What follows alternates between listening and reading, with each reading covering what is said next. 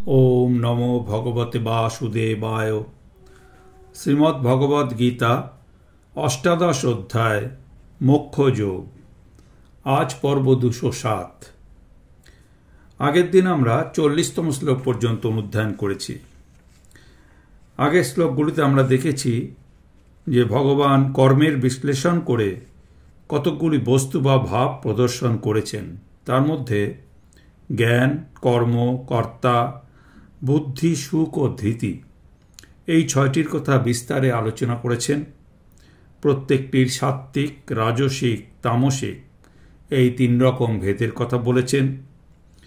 কিন্তু তিনি যে বলেছিলেন অধিষ্ঠান ও দৈবের কথা, যে কোনো কার্যের পিছনে 5টি কারণের দিক থেকে ভাগ করেছিলেন তিনি: অধিষ্ঠান, কর্তা, করণ, চেষ্টা ও দৈব। অধিষ্ঠান এবং দৈবের কথা এবার তিনি পরবর্তী শ্লোকে বলবেন। তিনি বলছেন যে এই দেহ যার যেরকম হয়, সেটা যে গুণ থেকে সেই দেহ হয় সেই গুণ অনুযায়ী তার স্বভাবজ কর্ম হয়। যেমন সত্যগুণ শ্বেতবর্ণ, রজগুণ রক্তবর্ণ, তমগুণ কৃষ্ণবর্ণ, এদের মিশ্রণে 4টি বর্ণ হয়। আমরা দেখব 41তম শ্লোকে ভগবান বলছেন, ব্রাহ্মণ ও ক্ষত্রিয় বিশাং শূদ্রাণাঞ্চ পরন্তপ কর্মাণি প্রবিভক্তানি স্বভাব প্রভবৈ গুণৈ। হে পরন্তপ, ব্রাহ্মণ, ক্ষত্রিয়, বৈশ্য ও শূদ্রদের কর্ম সকল স্বভাবজাত গুণানুসারেই শাস্ত্রকারগণ পৃথক পৃথক বিভক্ত করেছেন। সম দম তপ শৌচং ক্ষান্তি আর্যমেব চ জ্ঞানং বিজ্ঞানম আস্তিক্যং ব্রহ্মকর্ম স্বভাবজম। সম, দম, তপস্যা, শৌচ, ক্ষমা, সরলতা, জ্ঞান বিজ্ঞান ও আস্তিক্য বুদ্ধিরূপা সাত্ত্বিকী শ্রদ্ধা, এগুলো হচ্ছে ব্রাহ্মণের অর্থাৎ ব্রাহ্মণ বর্ণের স্বভাবজাত কর্ম বা ধর্ম। শৌর্যং তেজো ধৃতির দাক্ষং যুদ্ধে চ অপি অপলায়নম দানম ঈশ্বর ভাবশ্চ ক্ষাত্রং কর্ম স্বভাবজম। পরাক্রম, তেজ, ধৈর্য, কার্যকুশলতা, যুদ্ধে অপরাঙ্মুখতা, দানে মুক্তহস্ততা ও প্রভুত্বের ভাবে অন্যকে শাসন করার শক্তি, এগুলি ক্ষত্রিয়ের স্বভাবজাত কর্ম বা ধর্ম। কৃষি, গৌরক্ষ, বাণিজ্যং বৈশ্যকর্ম স্বভাবজম পরিচর্যাত্মকম কর্ম শূদ্রস্যপি স্বভাবজম। কৃষি, গৌরক্ষা ও বাণিজ্য বৈশ্যের স্বভাবজাত কর্ম। সেবা, পরিচর্যাত্মক কর্ম হচ্ছে শূদ্রগণের স্বভাবজাত কর্ম। শেষে কর্মণি অভিরত সংসিদ্ধিং লভতে নর সকর্ম নিরত সিদ্ধিং যথা বিন্দতি তৎশ্রীণু। নিজ নিজ কর্মে নিষ্ঠাবান ব্যক্তি নিজ নিজ ক্ষেত্রে অবশ্যই সিদ্ধি লাভ করে। মানুষ সকর্মে নিরত হয়ে যেরূপে সিদ্ধি লাভ করে সেটি বলছি, শোনো। এই 45তম শ্লোক অবধি ভগবান যা বললেন তাতে দেখা যাচ্ছে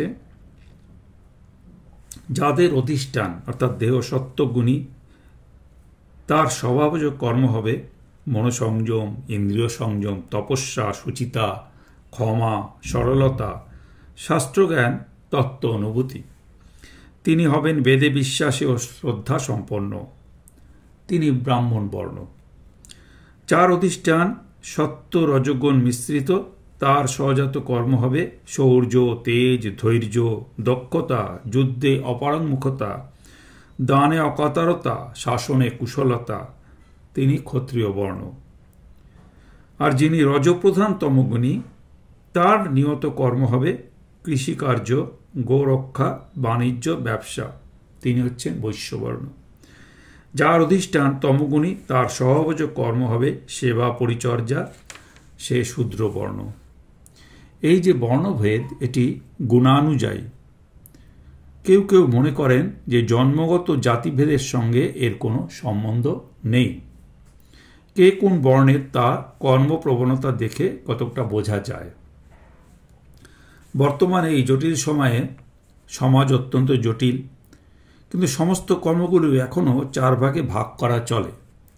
যেমন কতকগুলি কর্ম শুদ্ধ আধ্যাত্মিক বা স্পিরিচুয়াল, কতকগুলি কর্ম হচ্ছে রাজনৈতিক বা পলিটিক্যাল, কতকগুলি কর্ম অর্থনৈতিক বা ইকোনমিক, আর কতকগুলি কর্ম হচ্ছে সেবাত্মক বা লেবার বা সার্ভিস ওরিয়েন্টেড।